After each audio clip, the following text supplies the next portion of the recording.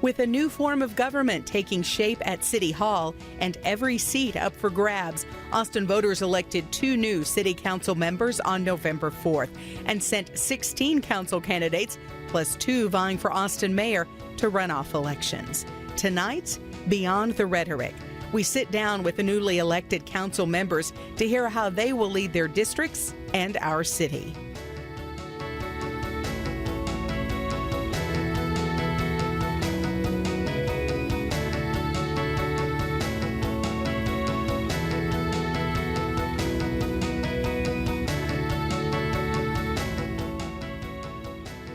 Support for Civic Summit comes from Google, a global technology leader focused on improving the ways people connect with information. And also by Texas Mutual Insurance, providing workers' compensation for Texas employers.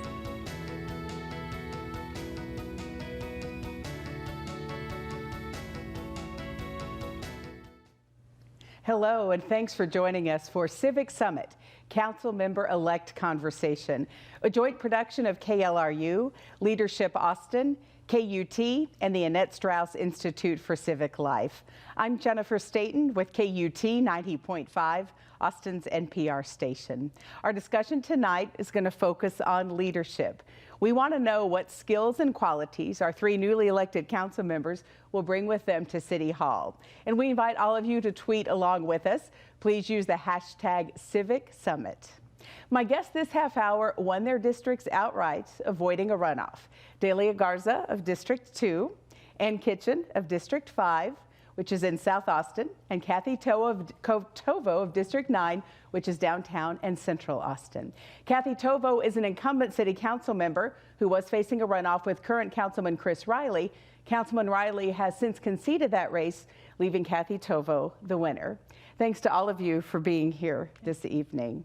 Now, the first question we're going to start with, which you all received ahead of time, I want to hear what you've learned about yourself over the past months of campaigning that will help you govern. And Delia, we'll start with you. Okay, I thought long and hard about this question. One of the most challenging jobs I've ever had was as an Austin firefighter, and I feel like I learned the most about myself there. I did learn that I can survive on very little sleep, a horrible diet, and little exercise. And but what I learned in general was that this job is mostly about listening to people. You go in here thinking that you have your message straight and you're going to have these stump speeches, and you walk into a meeting and you sit down and you shut your mouth and you listen. And so I think that will help me on the council, and that's what this is about. It's listening to your constituents and Austinites and then coming up with ideas to help solve their problems. Ann. Well, thank you. Thank you so much for having us. I mean, this is so exciting. When I decided to run, you know, I've been in office before, and I decided to run because I really wanted to make a difference. And so what I learned from talking to people all over the district is the depth of passion and hope that people have for this 10-1 system. And that's very exciting because we're not going to make changes on our own. We're going to make changes with the people in our district together with all the people across the city. And so one of the things that was so heartening to me about the whole campaign process was how engaged people were, how passionate they are, and how much they want to see change and be part of that. Kathy. Well, I would agree with some of the comments that my new colleagues made as well. When I ran in 2011, I had a pretty short race, all things considering, and this was a much longer one. It was really a 9-month race, and it was coupled with serving on council, and it was a lot to balance. And I was reminded during the campaign of just how important it is to reach out and ask for help. Whether it was asking my family for more help, from asking my 7- and 8-year-old to, pick up some of the family tasks that needed to get done, to really reaching out to members of the community and asking them to volunteer. It is something I do, of course, all the time as a council member, reach out to members of the community and ask them for input about policies we're considering and working with my colleagues to shape policies. But a campaign demands tremendous tremendous energy from so many people across the community, and it was really important to be reminded of just how important it is to have a broad base of support and to have people who are passionate and as committed to working on city issues as I am, because it takes every single one of them to run a successful campaign and really to shape the policies of our city. So, Delia, one thing that you said in your answer, we've heard from several folks who have been on campaigns the past few months, which is that lack of sleep, being very tired, that it's a big commitment to campaign. It takes a lot of time and energy. I know when you get to governing, it's not quite as intense, but it's still very time consuming, takes a lot of energy. So given that, and what you know about what it's like to campaign and to serve, I want to hear from each of you why you want to do this. And let's start with you for this one. Well, I'm excited about it because I think it's a huge opportunity for the whole city. You know, my whole life has been about making things better for people and helping people improve their lives. And I think we just have a great opportunity with the 10-1 system to do that. You know, and so that fuels my energy. You know, and like my colleagues have said, one of the things you do have to learn is how to take care of yourself. Because if you don't take care of yourself, you can't do the job for people. So that's another aspect of it. Kathy.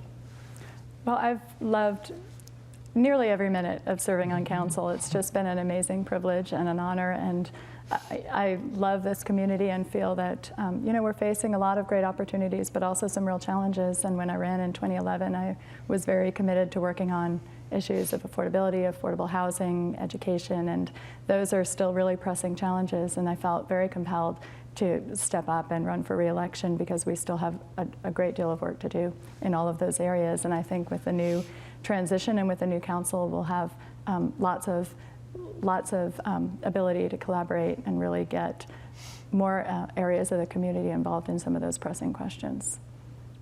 Delia. I was on the Charter Revision Committee with Ann and became very passionate about 10-1 after my service on that committee. And just talking to people in my neighborhood, and they often expressed they didn't feel like they had a voice. When I worked for 10-1, trying to get the Proposition 3 passed, the one thing I would say that would resonate, because you have like 2 seconds at someone's door. I mean, they're reluctant to open the door to begin with, and then when they do, you want to get that one statement in there. And I would say, not a single city council member lives south of the river, and and jaws would drop. And so, thankfully, when 10-1 passed, I thought this was a wonderful opportunity. I've been in public service my whole life, and I love being an advocate, and I thought Southeast Austin needs a strong voice, and this was a wonderful opportunity, not only to get South Austin a voice, but to get more minorities on the city council. Hispanics are 36% of the city, and the old system, there were so many barriers to, if you weren't independently wealthy or had the right connections. In the at-large system, there were so many barriers, and so once 10-1 passed, I thought this is a system that I can hopefully succeed in, and I absolutely believe I couldn't have done it in an at-large system. Some people say, oh, you could have done it, but that's why I want it to be a voice, and I wanted to make sure we had more diversity on the city council.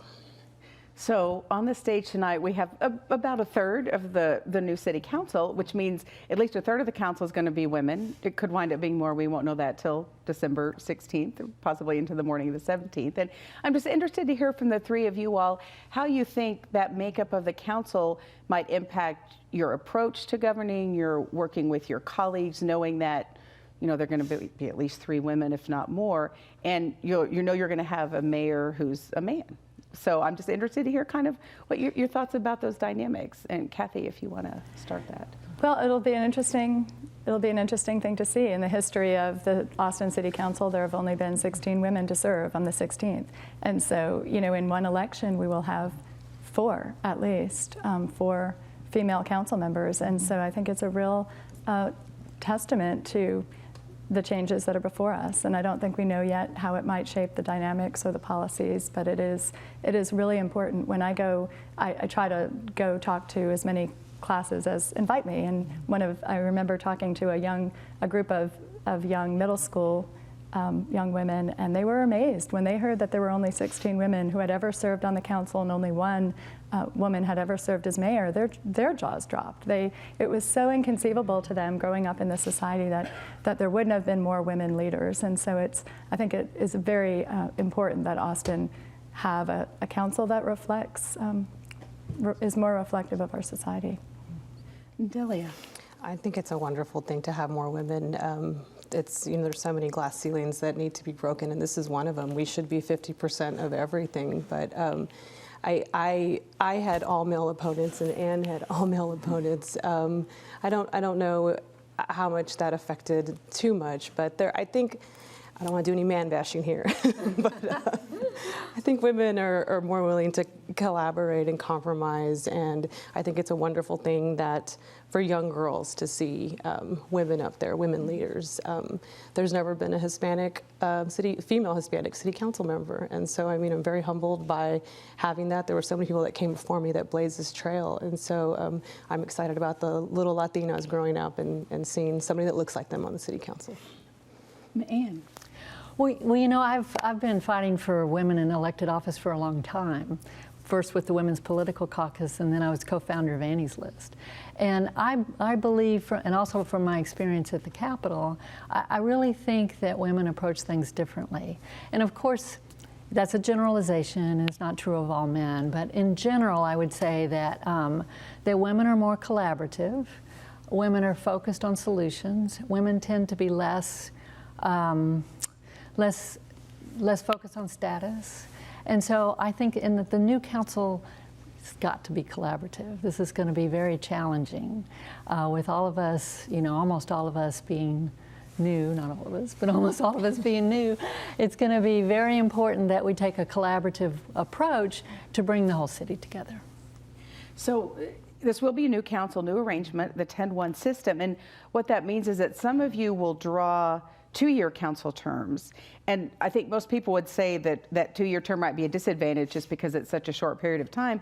But I'm wondering if you can think of any positives to having just the 2-year term. And I think we're at Delia. Yeah, that's right. Delia. Yeah. I think a positive if you're on the 2-year term is you're really going to start to work really hard fast, frankly. Not that I wasn't going to do that anyway, but especially as a new, I'm not an incumbent. I need to get out there, and I can't think of another positive, honestly.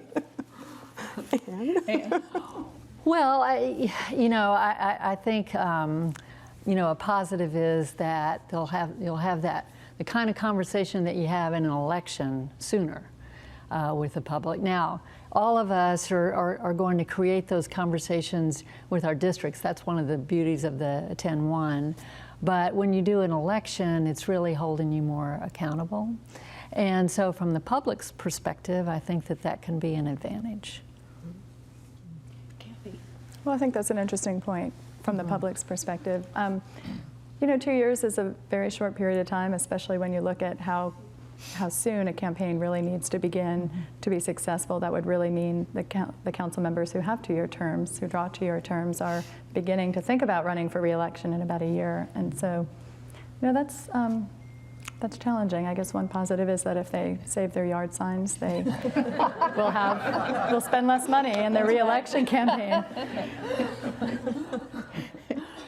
So I'm imagining that you all met a lot of people when you were campaigning for your seats, and I'd like each of you to share a story about maybe a person that you met on the campaign who really made an impression on you, or really had a story that was compelling to you, or really struck you in some way. Anne, if you want to start with that one. Well, I have lots of stories, but one of them that really sticks with me is a woman that I talked to actually at the polls on election day. And she had ridden her bike over there. It was cold and wet, But the story she had to tell me was about what had happened with her. She'd been working in really a job that was not great, in terms of its wages, and then she got laid off. And so she was having to deal with all these kinds of issues. She lost her car, so she was riding her bike. She had to worry about where she was going to get food from day one to day, from one day to the next. And it really, really struck me because it's something I'm very well aware of, and affordability is very important to me, with my background in social service. But talking with her really put a fine point on it. We have got to do everything we can to make sure that everybody in our city has a fair chance to live. So I really appreciated her sharing her story with me. And Kathy?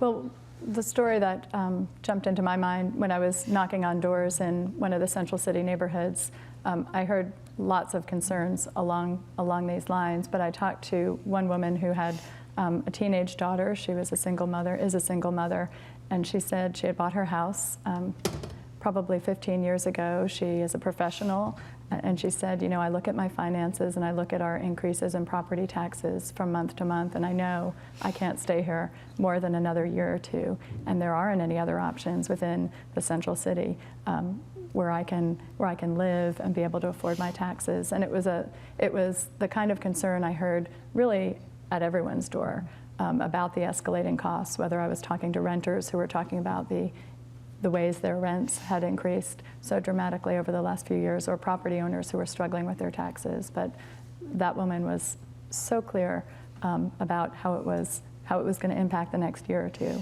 of her family and their ability to stay in Austin. Delia? I had similar experiences with the similar stories of affordability, basically. And District 2 has retired teachers, retired firefighters, and they live in these fringes of the city because the other parts of the city have become too expensive. So those are the stories. And it's not something that I didn't know, but hearing it from people and putting a face to it and seeing that. I mean, when I bought my home 10 years ago, I had to decide, it's when I was a firefighter, decide whether to get a second job or to get a roommate. And that's just me as a single person, so I can see the issues that working families are facing. And these are people who have committed their careers to investing in this community, and they can no longer afford. Two retired teachers living, a couple, that was their concern, is that I was a teacher for 20 years, my partner was a teacher for 20 years, and now we're in this situation where we might not be able to live in Austin, Texas anymore, this beautiful community that we chose to be our home. And so that was it's good to hear that it's across the city, the same theme basically of working families wanting to stay in Austin but not being able to. So we've been learning about you all tonight and during the campaign, and learning about some of these issues that are across all the districts. And I want to hear a little bit about your districts now. If you were going to create a walking tour on a district and sort of take us on a tour, name a couple of places that would be kind of must-see stops on that walking tour of your district. Kathy, if you want to take that one first. Gosh, well, District 9 is really an interesting one because it is in the Central City, and there are some spots that are just very different from one another. You have Austin's master plan community of Miller, and so that would certainly be on my tour. You have downtown, which is one of our most dense areas and the economic center of the city, the university area, and then the Central City. The District 9 is really bracketed by older, more traditional neighborhoods, south and north. And so if we were limited in our ability to go on our tour, I would probably pick one older neighborhood north, maybe Hyde Park, and then one older neighborhood south, Bowling Creek, so that you could see the downtown, our master plan community of Miller, West Campus, and then an older neighborhood on either side of the district. But you get a sense of how diverse it is. We have lots of students, seniors, families with children, older professionals without children. So it's a very broad mix of households and housing types. Delia. Okay, a tour would start at my house. and we'd go west, down Stastny, and then I think I'd go down Emerald Forest and pass by Odom Elementary, and then across William Cannon. Ditmar Rec Center is a gorgeous rec center is in the district. You'd go south on Palace Parkway and then Slaughter, everything north of Slaughter. And then you go to the southeast side, and the most known neighborhood there is the Dove Springs area. The Dove Springs Rec Center is a gorgeous rec center, and I'm very privileged to serve on the advisory board there. They have such wonderful programs. I've seen how these free programs help the families in that area participate in things that they probably couldn't participate if they had to pay for such programs. And then there's the industrial area in Burleson, south of Ben White, a big industrial area, which I think is ripe for economic development. And so those are the main areas that I would hit on a tour. Anne. Well, I describe District 5 as a long, narrow, sometimes I talk about it as a boot, because it goes along South Lamar and South Manchac all the way south of Slaughter. So I would say, you know, that there's lots of wonderful places in District 5. So Onion Creek would be an essential place to visit, the neighborhoods in Onion Creek. And then along Slaughter and up, you know, going north along Manchac, the neighborhoods between Stasny and Slaughter, between William Cannon and Slaughter. Lots of old neighborhoods, people have been there for a while. Very, you know, I was privileged to go to a July 4th picnic there, and anyway, it's a wonderful area. And then of course you head north of Ben White after stopping at Strange Brew, which is along Manchac. And then north and stop at the Broken Spoke, of course, and then head up to the lake area. So it's a great neighborhood, and it's a great district in South Austin. And one of the nice things that's been happening as part of all of this is the neighbors have been getting to know each other. The folks in the north part, the middle part, and the south part of the district. So I'm planning on continuing that, encouraging that. So when you all were out in your districts campaigning, I want to hear from each of you what surprised you the most when you were out on the campaign trail in this campaign. Delia, we'll start with you. What surprised me the most was continually educating voters on the 10-1 system. Many people did not know what district they lived in.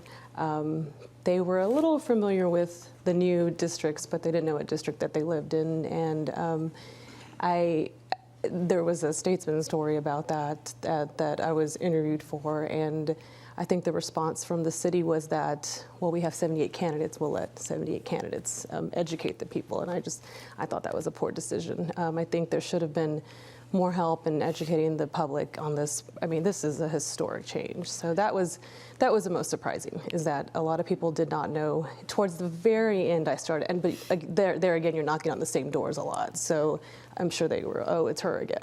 But then they knew they were in District 2. But that was surprising in the beginning. Anne. Well, you know, what struck me the most was how engaged people were. How engaged people are, you know, and their hope for change and their passion about change. I mean, the voter turnout in District 5 was very high in a lot of the precincts, and people really wanted to be part of this. And so it really struck me as I talked to people all across the district, how they wanted to talk about what needed to happen for South Austin, and that people in South Austin had felt like they had not been represented, and this was an opportunity to change that. So that really struck me throughout the whole entire campaign. And Kathy. I would say the same. Really, the level of engagement was very, very high, and that was a really welcome surprise. You know, I campaigned in 2011 and did some, you know, as much as I was able to in 2 months, some door-to-door knocking, and people certainly were interested in the issues, but it was nothing compared to this cycle. People, neighborhood associations held forums and debates, and smaller organizations did as well. And just throughout the neighborhoods, it was really clear that people were so excited and engaged, not just with the race and the candidates who were running, but also the issues themselves. And it was, and it is a really unusual time, because you did have groups forming around the district, and so individuals from the Cherrywood Neighborhood Association were talking to the Hyde Park Neighborhood Association and Bolden Creek Neighborhood. And so you had people from across the area who maybe hadn't met together as a group talking about local issues and what is important to them, and finding that they had a lot of similarities, even though their neighborhoods might look very different and be in different geographic areas of District 9. And so I believe it really signifies a whole new level of public engagement going forward, too. A lot of those alliances will hold, and that level of engagement will remain strong, I believe, and we'll have even more public participation down at City Hall, which is a very good thing. Well, we thank you for your participation here tonight. We've come to the end of our time already, but we have a final question. We're short on time, so one sentence each. At the end of your term, what is the biggest mark that you would like to leave on your district? And we'll start with you, one sentence from each. I would like, the biggest accomplishment would be that the people of South Austin feel like they're represented and that they have hope and engagement with their city. Kathy.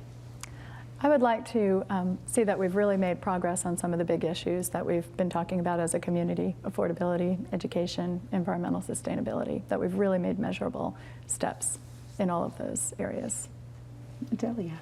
And I would love to be able to say that not a single working class family has to leave Austin again. So that would be a big accomplishment.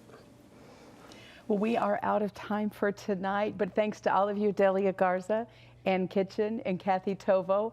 All of the Runoff conversations, including the conversation with candidates for Austin Mayor, will be available on YouTube and KLRU.TV. For KLRU, Leadership Austin, the Annette Strauss Institute for Civic Life, and KUT, I'm Jennifer Staten. Thanks so much for watching.